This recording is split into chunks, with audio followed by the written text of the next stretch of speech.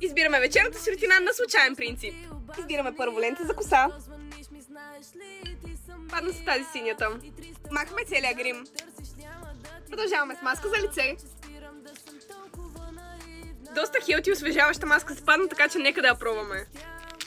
Доста е странно, но се усеща и доста приятно. Чакаме 15 минути и я махме. Сега си избираме серум за лице. Мамам да не струша някой.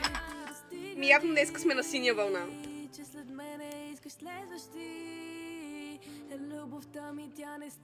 Няма как и без пачове под очите. Добре, този път не бяха сините. Те си бях взела от Румъния и има брокат в тях.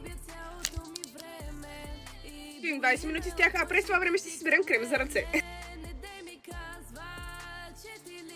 И за финал Cherry Blossom Oil. Цялата моя козметика може да намерите в сайта на Alexandrina Beauty или Алексчето и харесайте последните за още такива видеа.